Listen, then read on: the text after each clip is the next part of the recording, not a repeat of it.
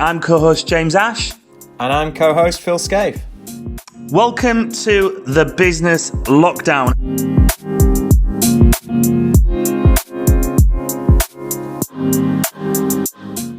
Welcome everybody to the Business Lockdown, and once again, welcome back. He's becoming a bit of a regular, Mr. Martin Johnson, founder of Trans2 Performance, CEO, author, and motivational speaker. To name just a few strings to this guy's bow. How are you doing, Martin? Welcome back. Yeah, I'm good, thank you. I think this is my hat trick, isn't it? This is my third episode, so if it's like Soccer AM, do I get a football to take away with me to say it's like my third episode, or get some type of memento?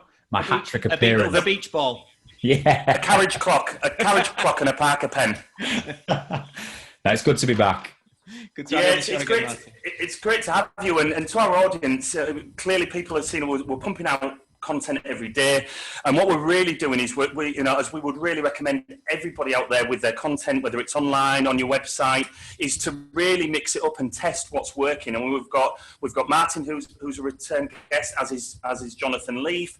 We've been hosting episodes every day. We've now switched to say like one main episode on a Friday, and we put micro content a week to kind of tease and give insight into that episode. So again, it's like trial what you guys are doing out there, trial and see what works and test it and change. And what was the thing, Phil, that said about you don't have any, what was the saying that we picked up? You don't have any right to determine what your audience wants. What was that saying? It was something like that. Yeah, I mean, to paraphrase, it's listen to the audience.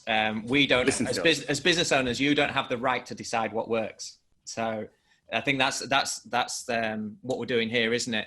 When we see things that get more interaction and more views, we do more of it. When we see things that don't seem to float, we do less of it. And we're just listening to what the audience tells us.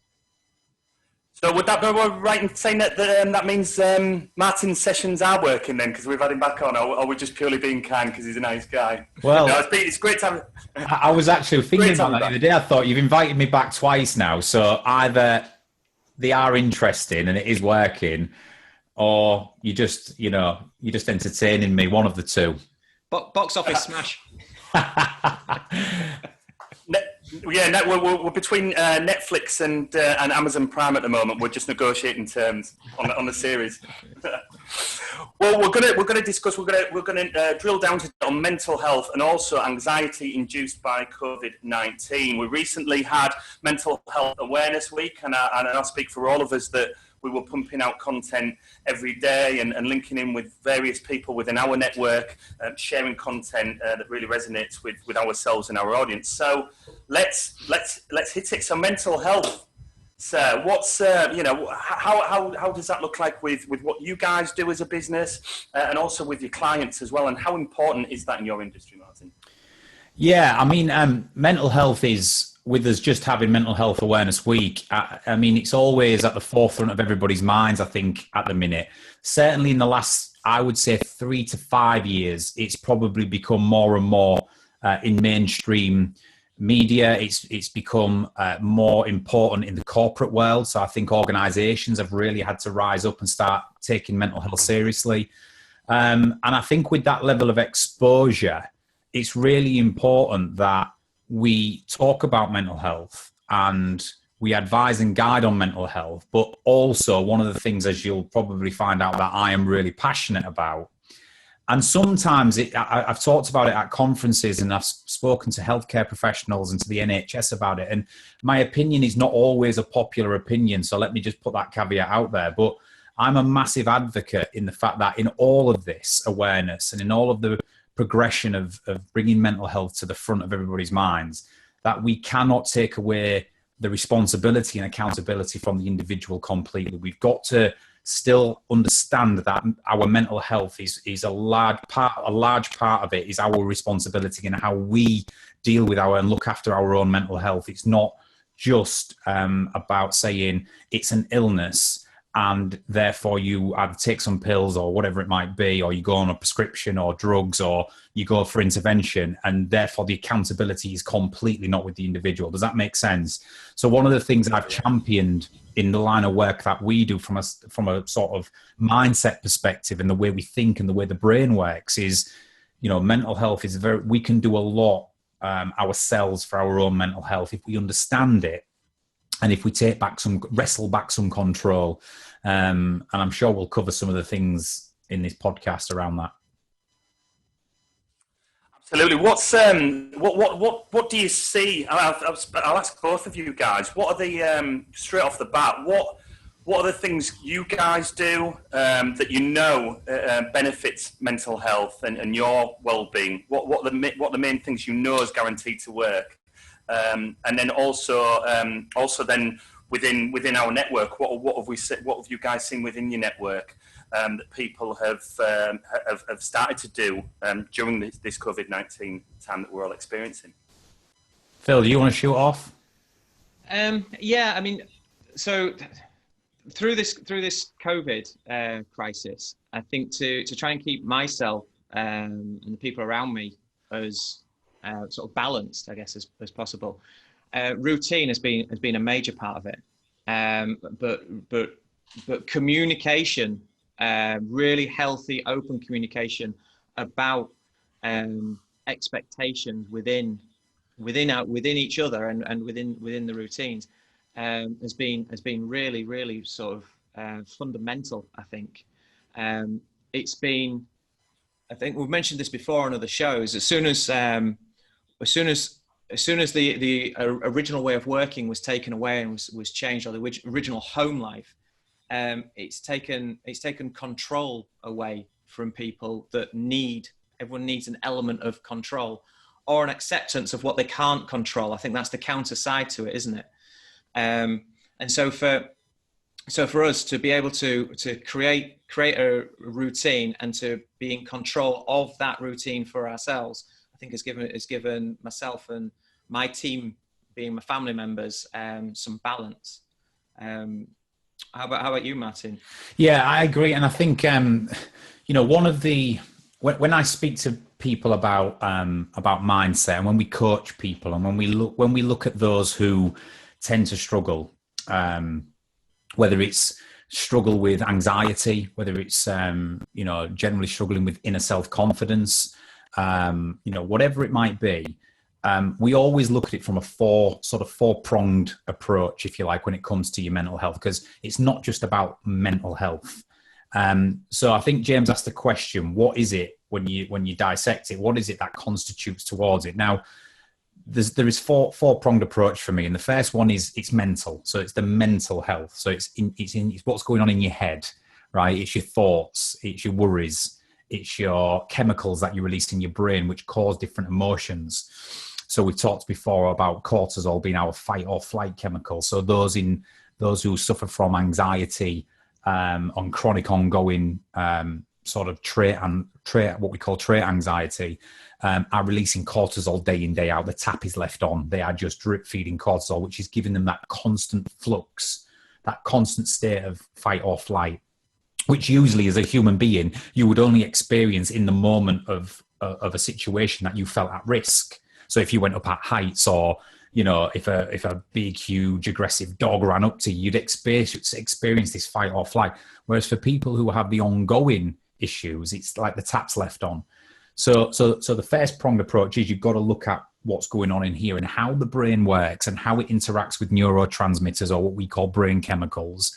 What are your feel-good chemicals? What are your your anxiety-inducing chemicals? And what different things trigger those on an ongoing basis? But that's only one element to it. The second element is physical. So as well as mental, it is well known in neuroscience that your physiology affects your psychology. So how physically fit you are will affect your psychology, which is why people with mental health problems, not in every case, but in a lot of cases, you can link it to other health issues like being obese or immobile or whatever it might be, right? So, we've got our underlying health conditions like autoimmune conditions that are causing inflammation and chronic levels of inflammation in the body. So there's your physiology is as important to look at in your life as well as the mental health. So there's two aspects. The third aspect is really important, is social. So as well as mental health and physical health, we thrive on social engagement and social interactions and social connections. We are not built to operate in isolation, right? We are built to gather in social circles and to engage and function with other Homo sapiens. It's just the way we've evolved over years. So if we operate primarily in isolation, it can affect mental health. So one of the biggest triggers in mental health in elderly people is loneliness, people who live alone. So social isolation has an effect on mental health as well, your ability, and which is why, I speak to my wife about it all the time. When mothers become new mothers for the first time and they go on paternity leave or maternity leave, and their husband are going out to work every single day and the other kids are at school, and the levels of sometimes boredom and isolation for new mothers can sometimes cause them to have a change in their mental health. Postnatal depression and stuff like that can result a lot from social isolation. So it's a third aspect that we've got to look at. And the final aspect is nutrition. So as well as being physically healthy and looking after ourselves, what we put into our body in terms of our gut health and our microbiome, don't get me on all this, right? But it absolutely directly impacts the physiology, in your brain, the chemical mix in your brain. Levels of inflammation in the body, and I can speak about this because I've got an autoimmune condition myself called Sjogren's syndrome, as I've shared. I absolutely know when my inflammation levels are high. When my inflammation levels are high, it's because I'm eating rubbish or I'm not eating what I should be. It's because I'm not exercising, and therefore then I start to suffer with mood, and I start to suffer with cognitive ability, and I start to suffer with concentration and my sleep, and everything is a knock-on effect. So in a nutshell, to answer your question, James, there's four key elements that we always work with our clients on, or anybody who comes for some one-to-one work with us, if they are struggling with levels of anxiety or with their mental health. And that is, what's going on in here? How do you educate yourself to understand the brain and how the brain works and triggers certain emotions as a result of chemicals? How is your physical health right now? What are you putting in your body, and how strong are your social interactions and your social circles and connections right now?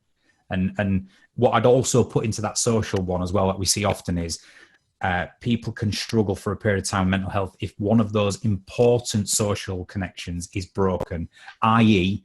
if you've fallen out with a family member. So let's say you've had a disagreement and you've fallen out with a very close loved one. That can be a real trigger for a change in mental health. Or you break up in a relationship, or you go through a divorce, or you lose a loved one. Any sort of break in a strong social connection can really, really hinder it as well. Wow. And you touched on nutrition there. Have there been any certain diets that you've tried that have worked or not worked before? Well, I was never a believer in diets. I ate like a caveman. I drunk on a weekend. I had the odd takeaway, and it was almost like my philosophy was imbalanced. But when I was diagnosed with Sjogren's syndrome, I had to take a look at it, and I did an official food intolerance test because I didn't want to go on trying diets. I just wanted to go on the science. Am I reacting to anything right now that is causing inflammation in my body?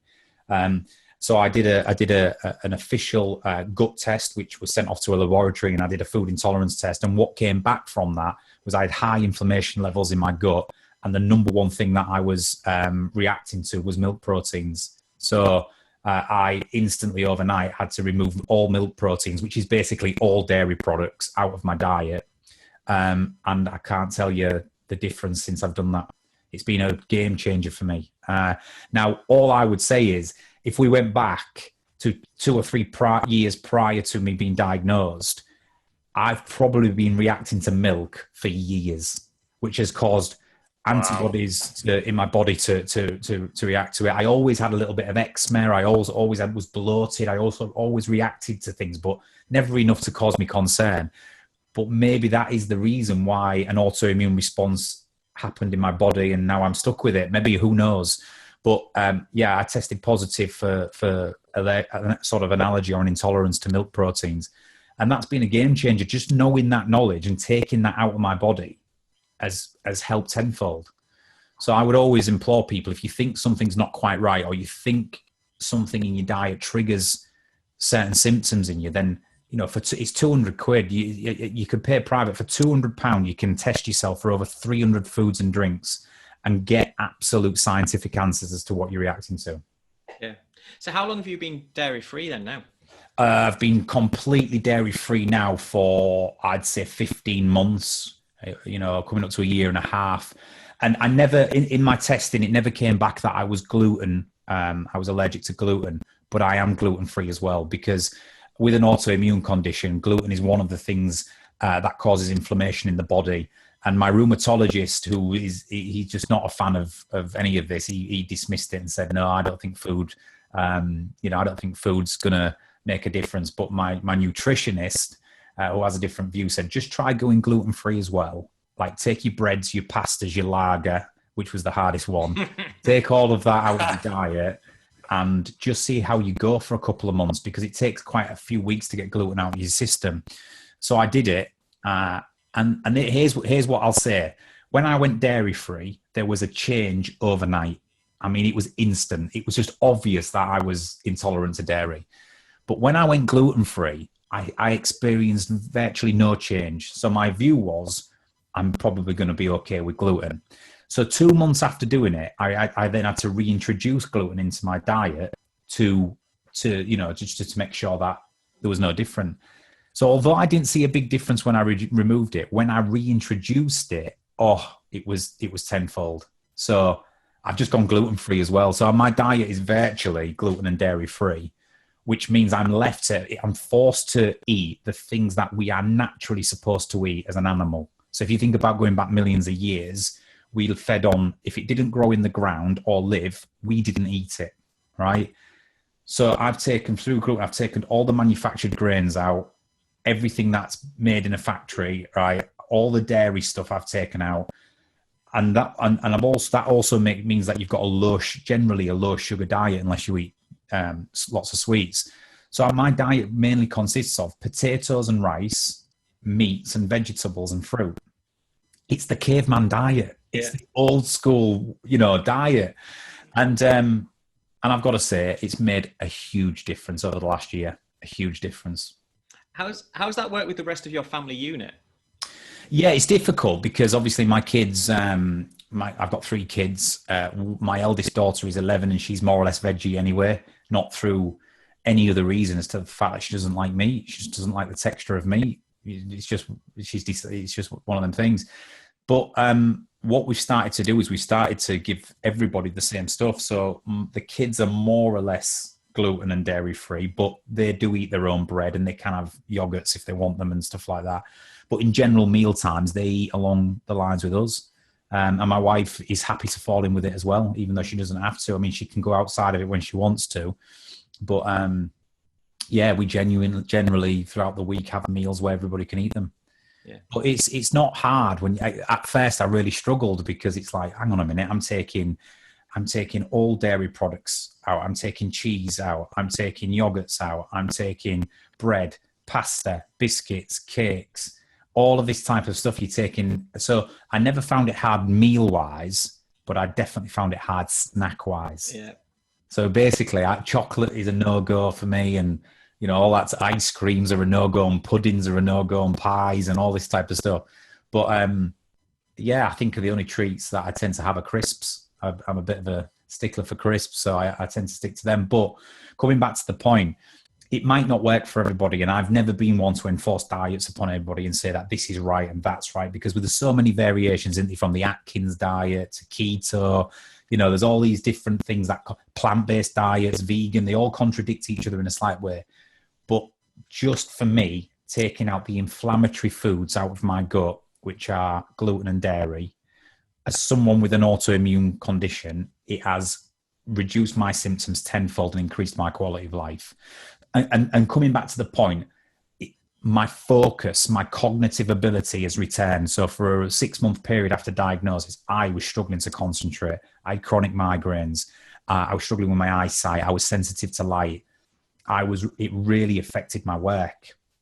Whereas now I feel like I can operate back somewhat close to a normal capacity from a cognitive perspective as a result of making changes to nutrition. So it does work. It definitely has worked. And I think that's then the proof that everything is linked within us, from our brain and the way our brain works, to our gut and the level of health in your gut, to your physical health, to the strength and quality of your social connections and relationships.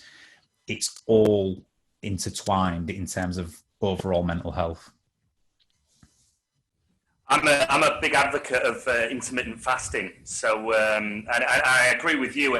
It's not a one size fits all. I fully believe, because you do hear a lot that veganism is the way to go, and that's going to be great for everybody. And that's just not the case, actually. Yes, you could say it's a healthy way of life, but it's not going to work for everybody. And intermittent fasting is amazing for me when I'm in my kind of zone and I'm exercising properly and on with my dieting point. I did 4 months of no drinking, intermittent fasting every day, exercising like an absolute machine. And I think my first 5 weeks I went from 96.5 kilos to 82.5. That was a bit of a drop, but like you say, it was almost like, because the physical side of it was almost a bonus, because I was so energized and so focused, and I didn't have one afternoon nap. I didn't feel like I needed a nap or tired in an afternoon for the entirety of that 4 months. It's just incredible. Yeah, I've got a really good consultant who I'm under, who has been really helpful. But he said, think about it like this. He said, any problem in the human body, or any illness, any ailment, whether you're thinking about cancers, whether you're thinking about mental health issues, whether you're thinking about gut problems, heart problems, joint problems, no matter what it is, any ailment that we tend to have as human beings is caused by inflammation. And inflammation in the body is when you release too many antibodies in your blood that are trying to fight something that shouldn't be in your body. Does this make sense? So the higher levels of inflammation. So what happens is, when you've got the antibodies in your blood, you're essentially, your body is attacking itself, because antibodies are designed. There's many different types of antibodies in the blood, but antibodies are designed to come out like our little army. And when we get an infection or a virus or something, the army will fight off the foreign invader, kill it, and then the theory is that your antibodies will then go away once they've done their job, your cells that have attacked, the foreign invader. But what happens is when we, say through diet, for example, when we're putting stuff into our bodies that our bodies cannot process or don't like, so they think it's a foreign invader, like dairy or lactose or gluten or many fish or many other things that sometimes we become intolerant to, then sometimes it's like the antibody tap is left on. So your immune system is continuously attacking things that really it shouldn't be attacking. And this is what happens in autoimmunity. So then it goes from attacking the cells that it thinks it should be attacking, to attacking healthy cells. So in my case, in Sjogren's syndrome, it attacks the moisture-producing glands, because it thinks my moisture-producing glands have a very, very similar DNA to a gluten receptor. So it'll go from potentially, for example, attacking the milk protein or the gluten, to attacking my tear ducts in my eyes, or my parotid salivary glands here, which produce saliva. And that's then when you start to get illnesses and illness. And it's the same in rheumatoid arthritis, in lupus, in multiple sclerosis, in, an array of things that we suffer from, diabetes, etc. So he said, look at it this way. It's about keeping levels of inflammation down in your body. So when you start dissecting what keeps inflammation levels down in your body, well, it's things like exercise. It's things like foods. It's things like social connections and meaningful relationships, because they all release, when you do those types of activities, they release the feel good receptors and chemicals in your body, like endorphins and serotonin and dopamine and oxytocin, which completely then reduce inflammation levels in the body. Does this make sense? So you wonder why, if we are an individual who is traveling around working 60 hours a week, high on caffeine, eating snacks, chocolates and crisps all day long, drinking a bottle of wine a night, having 3 takeaways a weekend, doing 0 exercise, and just being generally highly stressed, you wonder why at some point why we start to buckle and struggle. And I think I've read and done a lot about it and worked with my consultants and my rheumatologists. Everything can link back to inflammation in the body. And that's the one thing that we all have control over, which I feel passionate about. Take charge of your own mental health by taking charge of your physical health, by taking charge of your nutrition, by taking charge of who you spend your bloody time with, right? That's probably one of the big things we can all control. Now, what I will caveat it with, and what I want to say on this, is that what we're not talking about here is things like co-occurring medical disorders like bipolar or ADHD or OCD. OCD is usually passed off as a joke with somebody who needs a tidy room. OCD, if it's a clinical diagnosis, can be debilitating, right? Co-occurring disorders like that are absolutely where there's a difference in the circuitry in the brain or the way the brain's operating, and therefore you do need intervention. It's not just about exercise, lifestyle. You do need support, maybe medication intervention from professionals. But here's the big point. I think there's a lot of mental health issues out there that are not co-occurring disorders, that are caused by some of the things we're talking about, where we could potentially take back some control and make a difference. Love that. Yeah, I mean, do you see any of those as an advantage in the workplace? I know we follow a guy in Australia called Kerwin Ray, and he's got ADHD, and he spins it and uses it as a superpower. He said it's not an inability to a lack of concentration. It's a lack of ability to focus on something that doesn't nourish them, that doesn't feed their attention spans. Well, let's slide this and link it straight into what we talk a lot about at T2, which is challenge versus threat state mindset. So I'm exactly the same as the guy you just described. I've got Sjogren's syndrome, which is an autoimmune condition, which means weekly, daily. My normal isn't your normal. Trust me, right?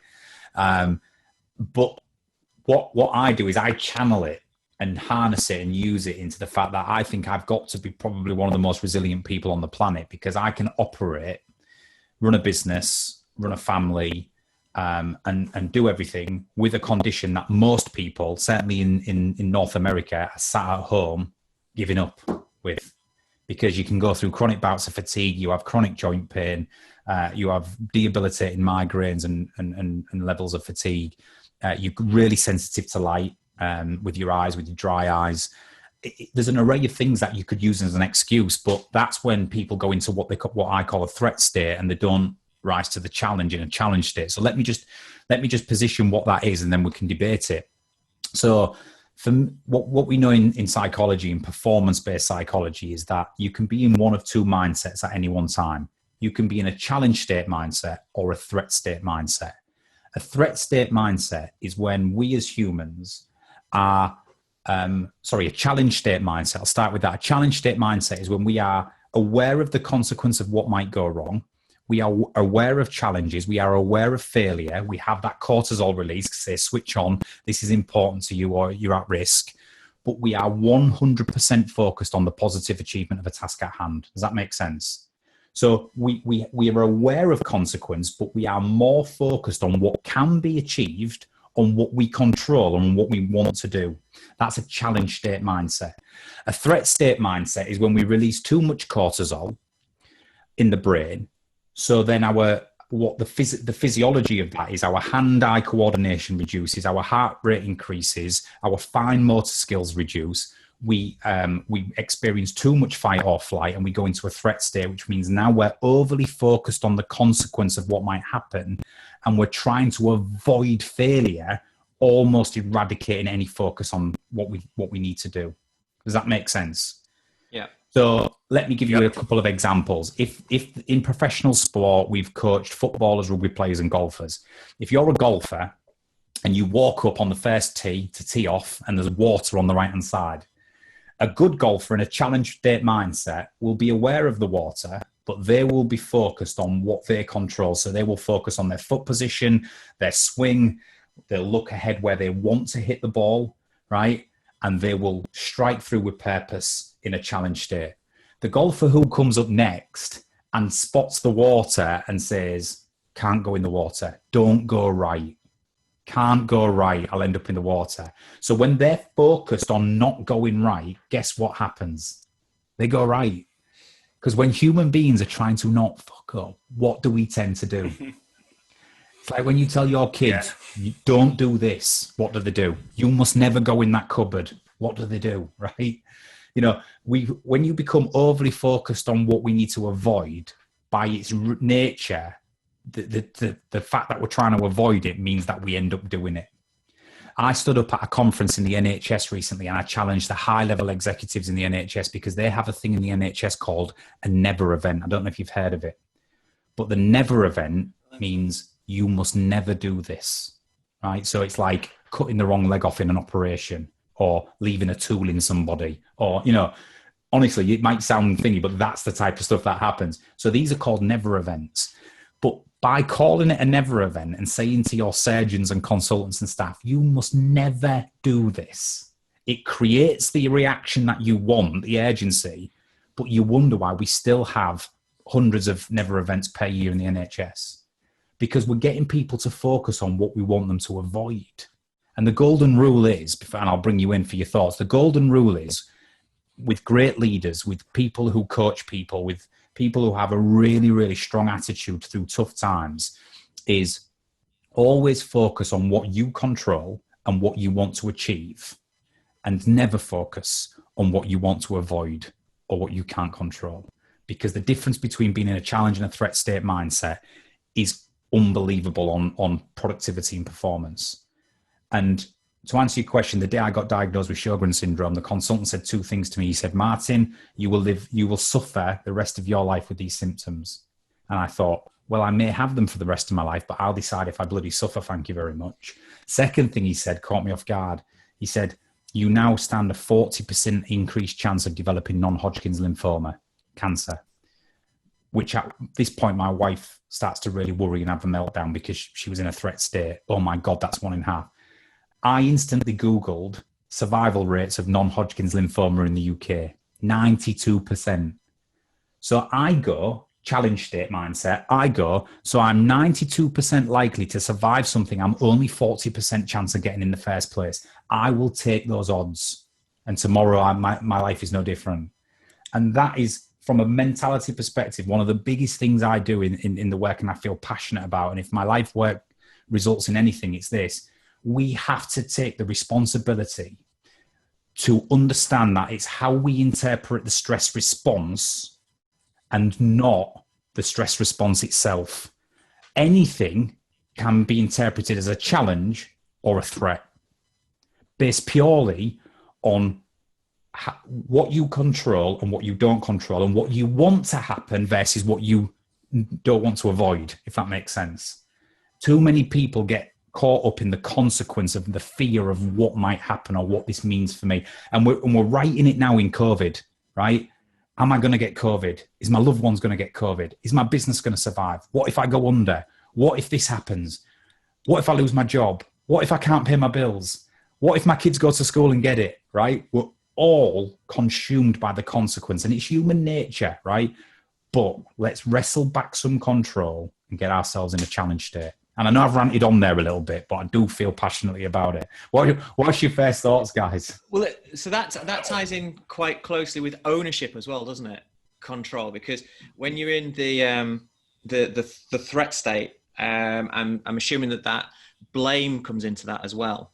Whereas when you're in the challenge state, you're going to take more ownership for things that you've either done, about to do, going to do.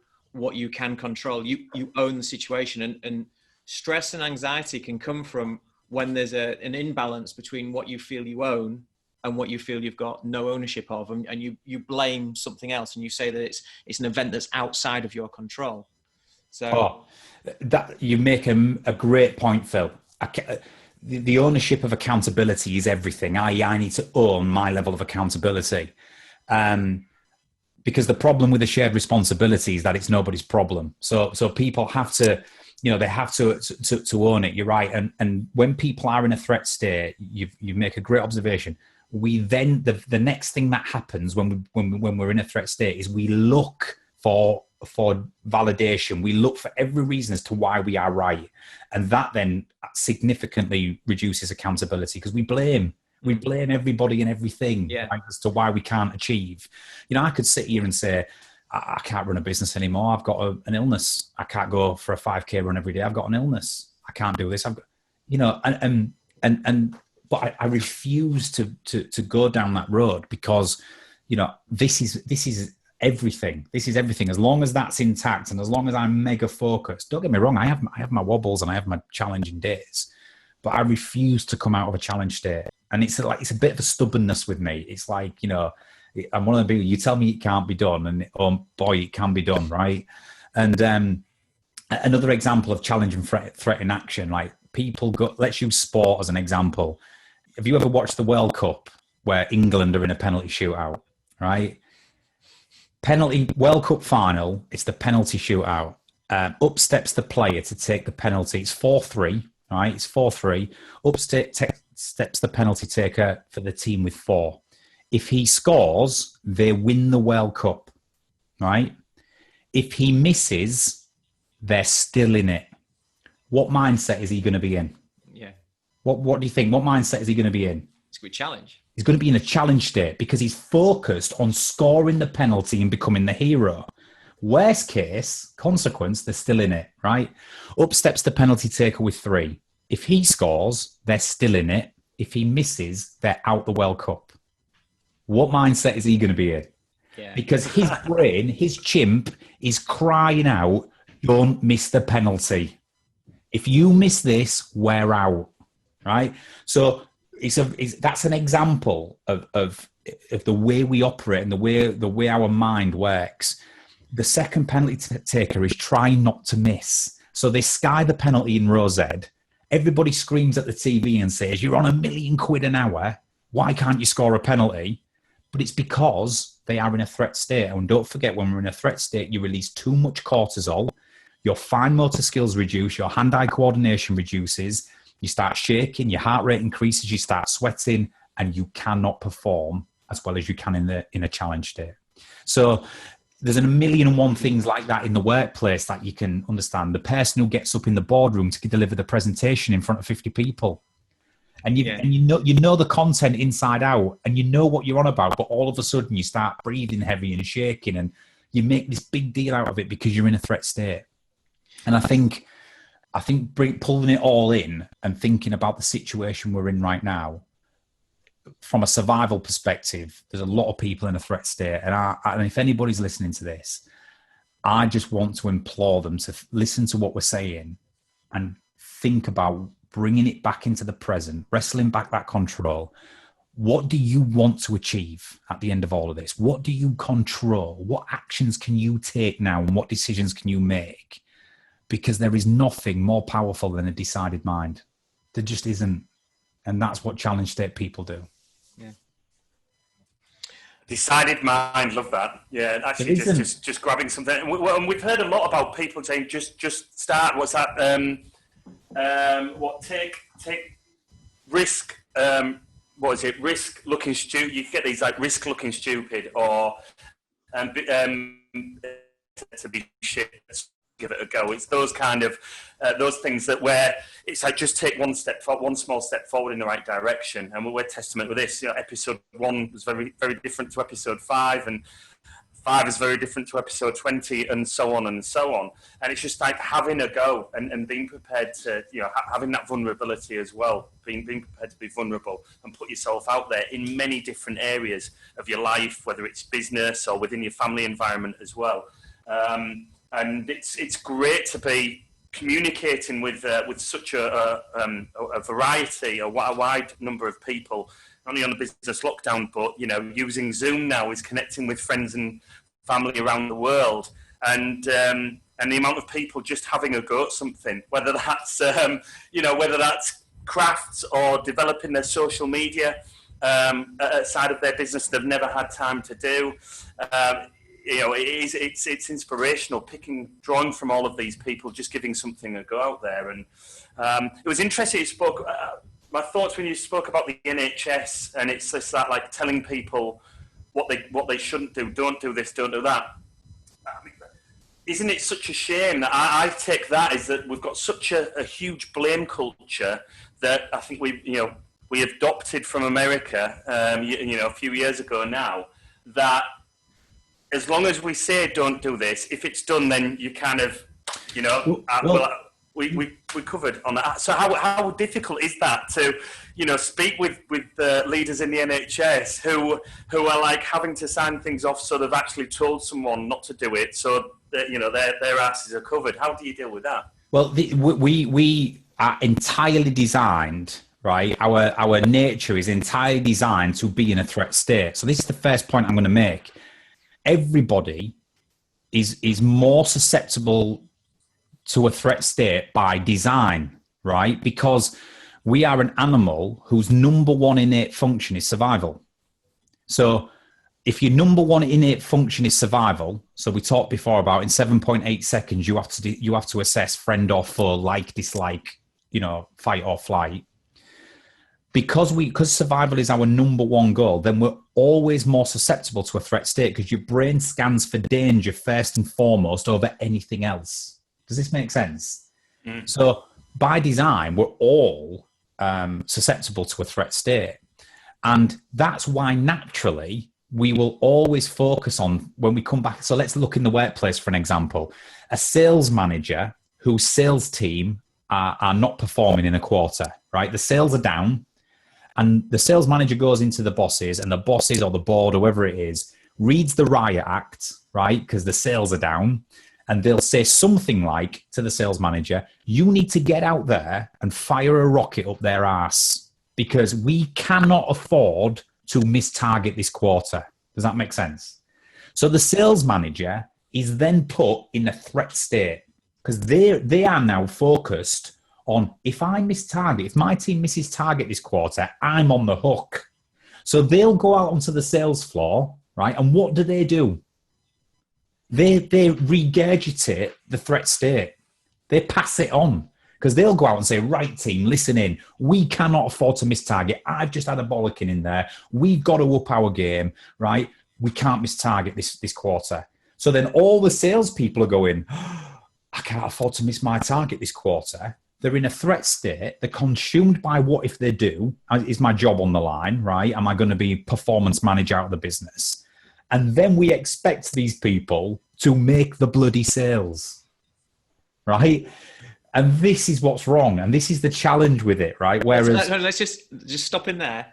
In your organization, you're obviously not going to do that. You're going to spin that on the head. How does that conversation go to your sales team needing the same results? So I would like the board, I would expect, and hopefully the board would communicate the first step of that sequence in a challenge state way. But let's say they don't, because the world doesn't work like that, right? Shareholders and business owners, they want profit and they want their numbers, right? So let's say you go in there as a sales leader and you get your bollocking, right? And you feel under threat. What a great manager should do is they should shoulder the burden of that bollocking. They should put the umbrella up, filter the crap out, take a moment to think about how they're going to communicate to the team, because my job now is to have my team mobilized and motivated to go and make more sales, right? So I would go out there and this is what I would do. I would avoid any language that focuses on what we must not do or can't afford to do. That's the first tip. I would say something like, and it's got to be action focused. I would say, right, team, gather round, right? And we'd get them close and I'd think about my tone of voice and everything. And the first words that would leave my mouth is this: okay, here's what we're going to do, right? That is incredibly important because I am showing them that I'm in control and we're going to now focus on what we want to do. Here's what we're going to do, right? We're going to do a lot of activity. We're going to break down, right, this challenge. And let's break it down. So by the end of the week, we all have to have booked 3 net new meetings with prospects, right? So how many calls do we need to make roughly, or how many emails do we need to send, or whatever it might be to fix 3 meetings? Well, bang, bang, bang. Right. Okay. That's what we're going to do. Let's back at your desk. We'll review it every 6 hours, and let's all commit to getting 3 net new meetings by the end of the week. If we all do, we'll have 15 new opportunities in the pipeline, and we'll stand a great chance of hitting our target. If you're a salesperson on the end of the first one versus the second one, which one are you more motivated now to go and work for me, work hard, and deliver that result? Yeah, absolutely. So it's not that you, and this is the big point, Phil, it's not that you can't address the issue of underperforming in sales. You absolutely can, and you should, but you have to do so that leaves people in a challenge state and not consumed in the threat state by the potential consequence of what might happen here. Yeah. Yeah, I love that, Kyle. We're all in this together. And I've certainly experienced many times over the years that you find people out by doing so. You've got the people that will join you, that will pull the late nights, and it's that kind of that high level of self-worth as well. You know, what's right. If they do, sometimes it's about doing a good job, because they need to do that for themselves. You know, the bonus, yes, is that a good job is then done for the business, but it's that kind of that self-worth, and we've seen that. And when you've got those members of your team, it's also so valuable. It's giving them control over how they determine a win or a loss for the week. Because and all we can really do in this world is focus on the things we control. That's all we can do, right? But yet so many of us suffer from procrastinating over the things we can't. And when I talk about taking charge of your own mental health and your own levels of anxiety, hypothetical worriers are the ones who will suffer more from anxiety than anybody else, i.e. the ones who are hypothetically worrying about the things that they perceive may happen in the future, or that have happened in the past that they can't control. I was on a coaching call the other day. I'm not going to mention who it was, but I was on a coaching call the other day, and I do hundreds, so there's no confidentiality breach. The person said to me, Martin, I am just not able to focus. I'm worried about paying my VAT bill, right? I've deferred it in line with the government, so I don't actually have to pay it till Q1 next year. But if it comes around, it's a big VAT bill. And what if the business doesn't perform very well over the next 6 months and I can't pay my VAT bill in Q1 next year? So what frame of mind is he in already? He's in a threat state. Yeah. He's worrying about paying a bill 9 months from now. So I said, right, okay, I get that. I said, everybody's probably worrying about that. So what can you do about it? And he said, well, this is it. I don't know. I said, well, you do know. What can you do about it? So he's going around the houses with me, and I've refused to give people the answers. So I said, what are you going to do about it? What would ensure that you would be able to pay that VAT bill in 9 months? He said, well, a good cash position in the business. I'd need a good 6 figures cash flow in the ledger. I went, right, okay, so what will get you 6 figures of cash flow in the ledger in 9? So we're coming backwards. See what we're doing? We're coming backwards from the problem. From the VAT problem, we've established you need 6 figures in his ledger, positive cash flow. Okay, what would give you that 6 figures positive cash flow? Well, I'd need to hit probably 50k a month of sales between now and then. Okay, right. How are we gonna hit 50k of sales between now and then?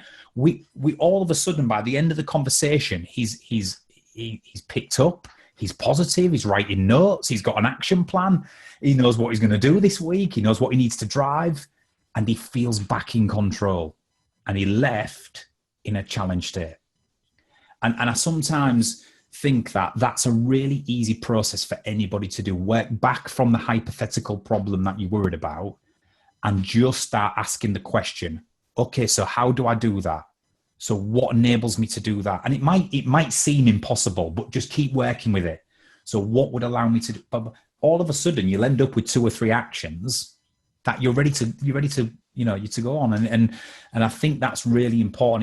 It's not just in business, it's in your personal life as well. You know, we worry about our kids, we worry about schooling, we worry about affording holidays, we worry about paying the mortgage, we worry about all sorts of stuff. But instead of getting stuck in that, work back to what you control to alleviate that worry in the first place. Yeah. It's a really important point. I once was taught an exercise on that sort of challenging a problem, or rather going against a problem to try and get into that position of control. And what it was write down 20 solutions, 20 different ways that you can achieve the goal that you want. The point being is that the first 10 you just rip up, but it's the second 10. You can't leave the piece of paper until you've written down 20. And those second 10 where you're really forcing the creativity and you do the most amazing work, because you do get outside the box, because you can't leave this piece of paper until you've reached 20. And you'll find that number 17 is just this divine piece of genius that's just come from nowhere.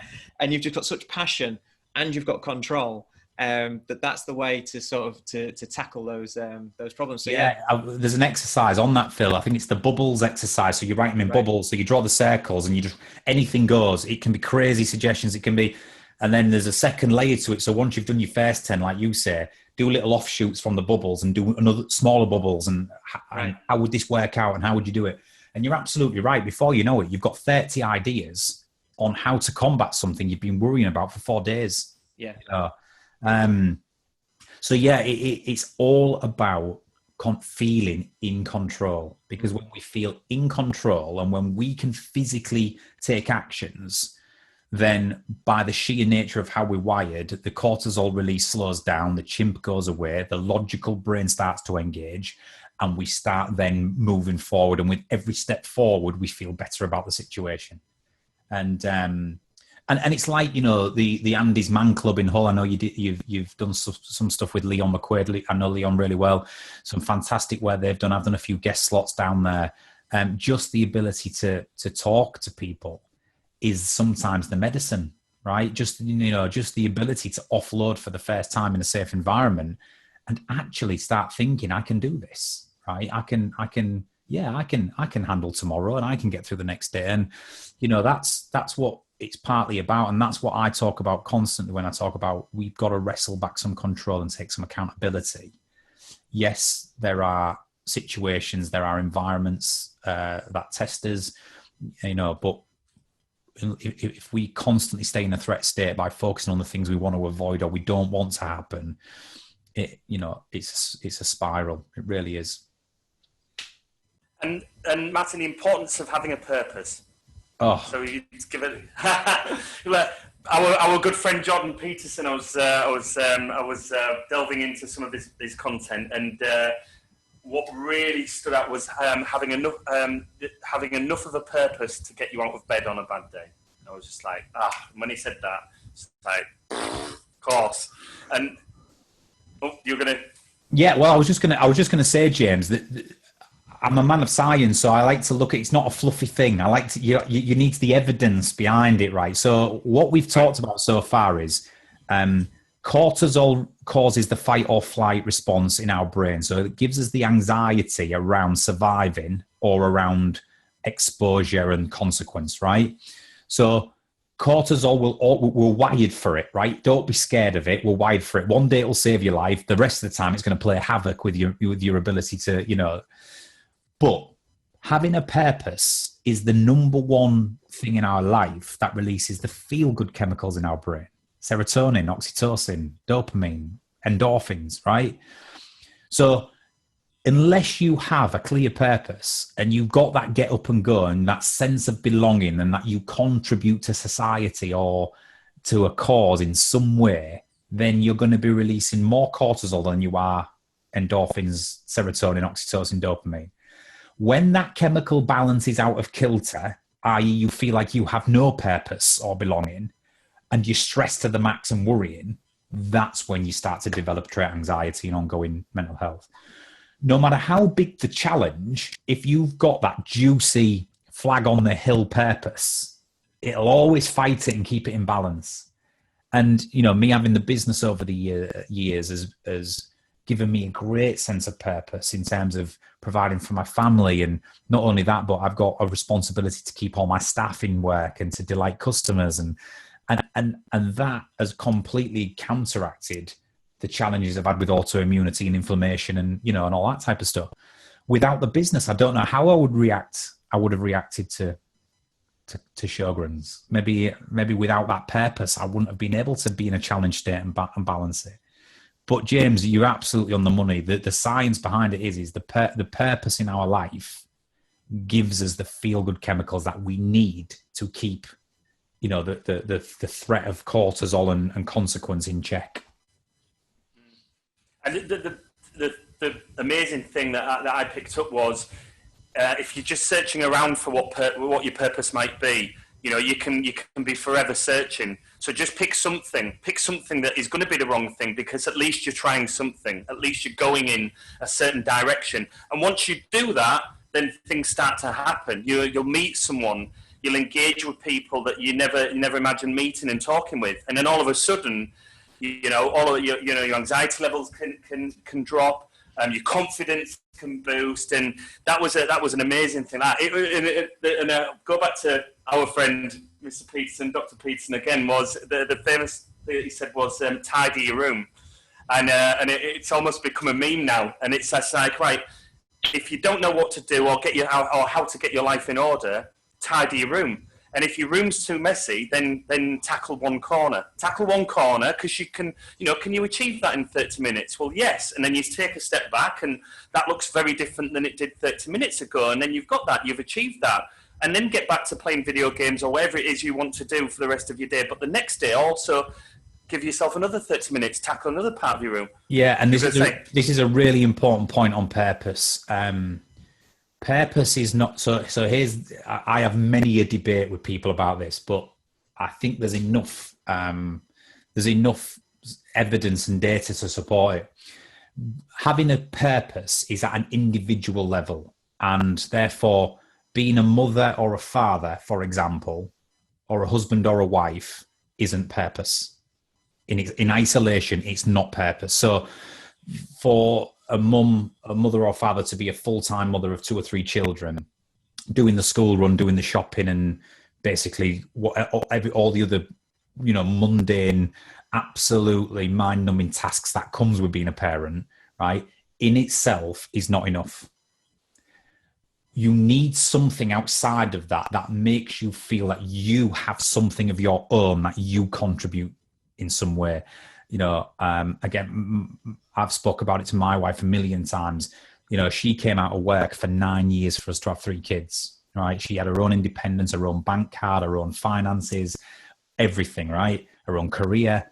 We then had 1 child. We then went on to have 2nd and 3rd. So 9 years out of work. And she possibly struggled the most in that time frame through a lack of purpose. Even just adult conversation on a daily basis, going out and having her own colleagues and friends to chat to, you know, outside of the family home.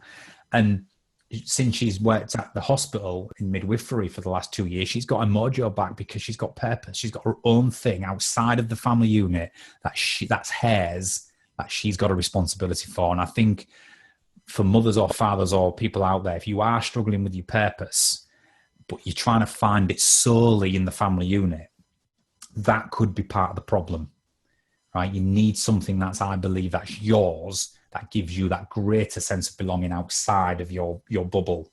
And that's why for us, careers, for many people, careers are a purpose, or sports, or hobbies, charity work, you know, all of this type of stuff that gives them that fulfillment that they have, that nobody can take away from them or share with them. Does that make sense? Yeah, well, that's it, because it's known there's no greater purpose than being a parent, right? But what that's really interesting is the importance of stepping outside of that greatest purpose. Here's the difference. For us sometimes to get the greatest fulfillment, it's got to be a choice. I.e., I choose to do this, and therefore I'm going to sink or swim. I'm going to reap all the rewards, or I'm going to go through the hardships. Once you've had children, initially it was a choice, but there's no choice after that. Does this make sense?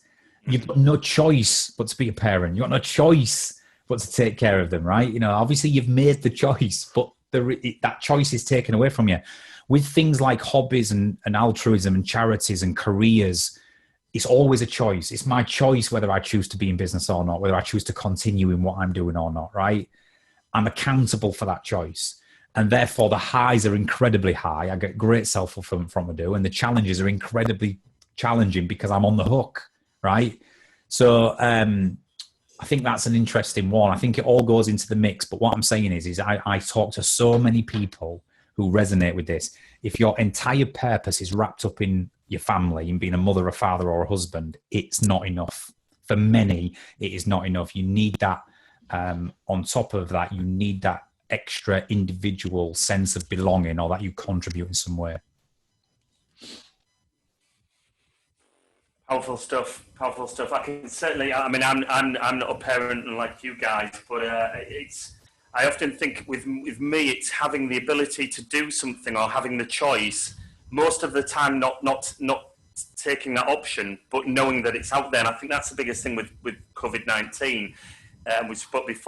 We spoke about on our last episode is having that holiday or that trip or that next adventure to aim for, which I know for me helps get my head down and focus and drive forward, because I know I've got that to achieve and to strive towards. And I think not having that is just absolutely killing me.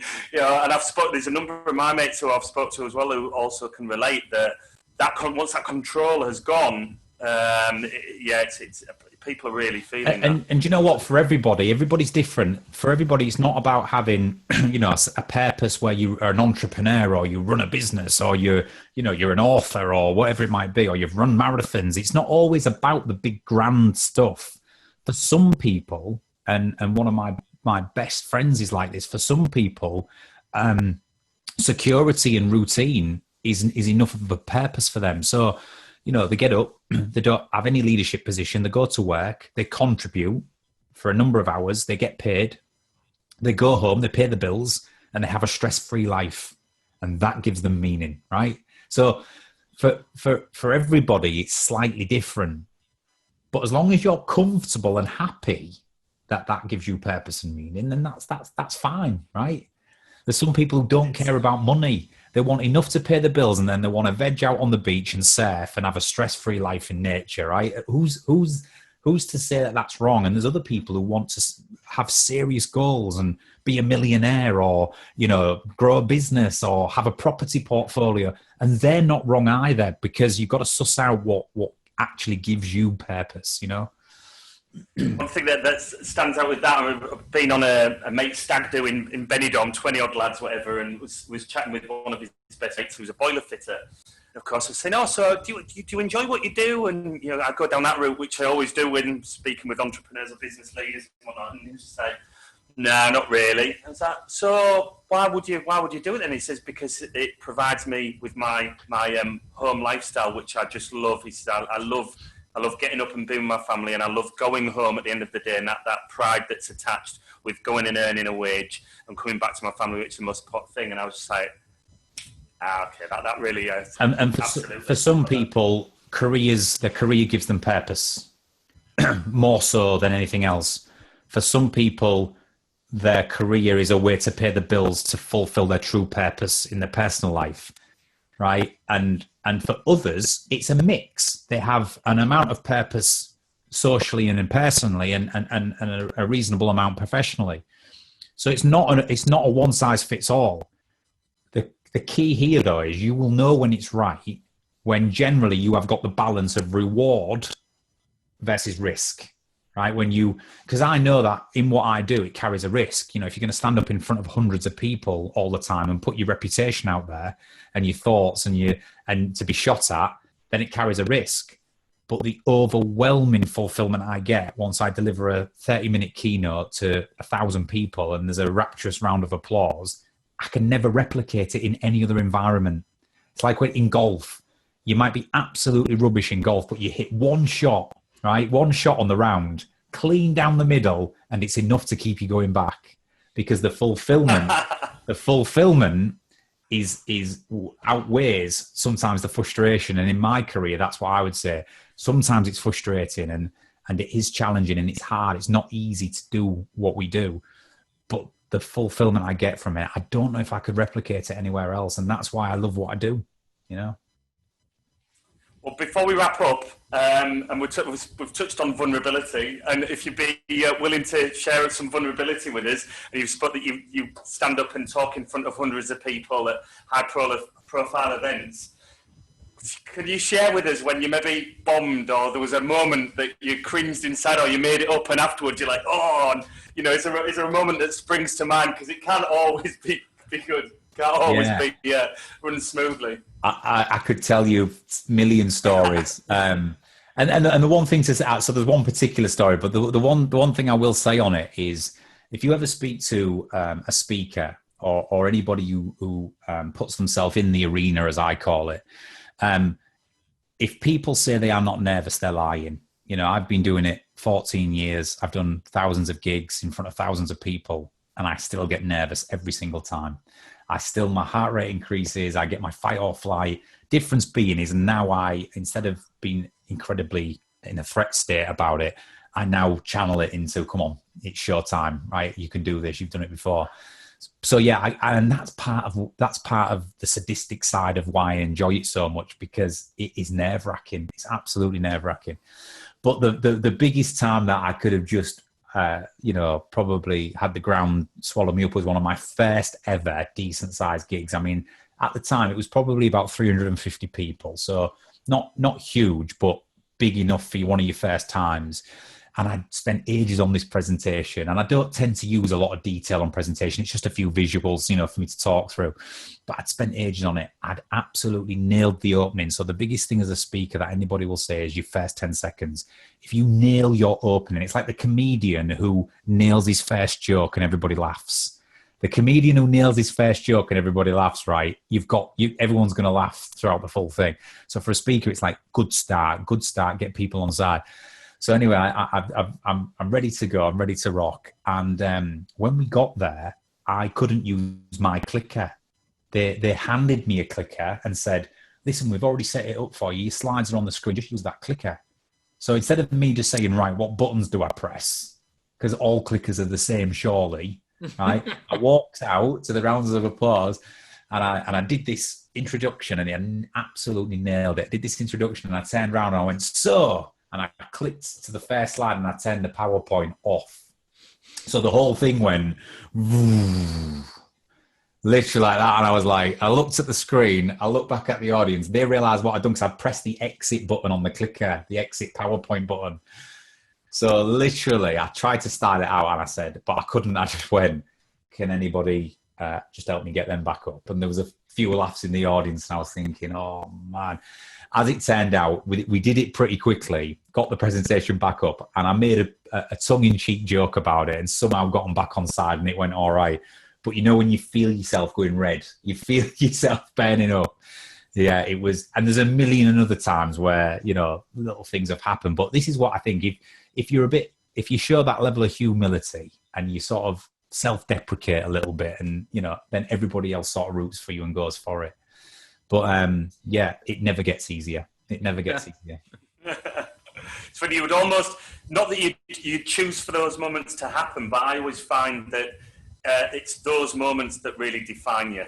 And actually, when you look back, you go, that was the best thing that ever happened. Because without that, I wouldn't have learned in the way I learned, or I wouldn't have had that person come up and help me, and we're still friends to this day. You hear those stories a lot, and in the moment, it's just like the worst thing, isn't it? But coming out of that, it could be the largest growth moment possible. Yeah, the biggest test I've ever had was I turned up at a client's once. It was a 6-hour workshop.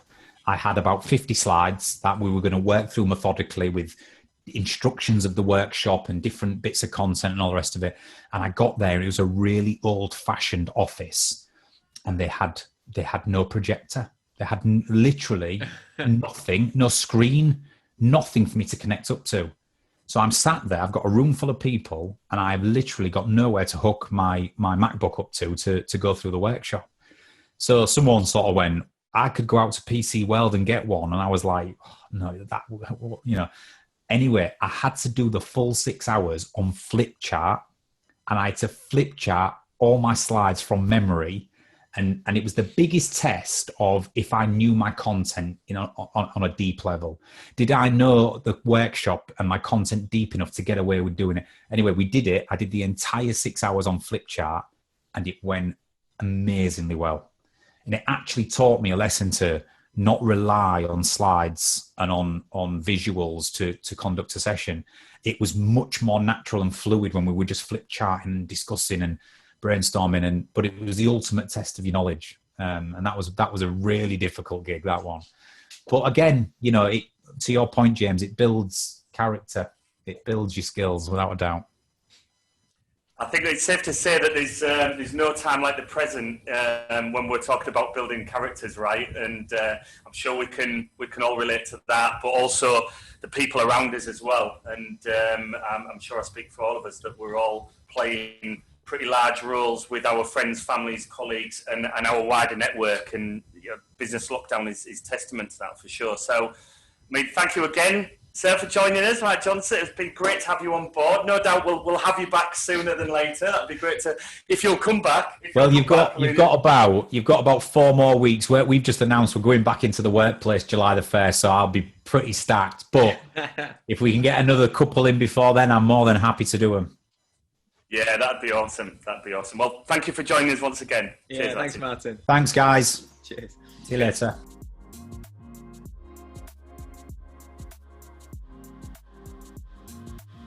Thank you so much for joining us on the Business Lockdown. Please comment, like, share and subscribe to help build our global community.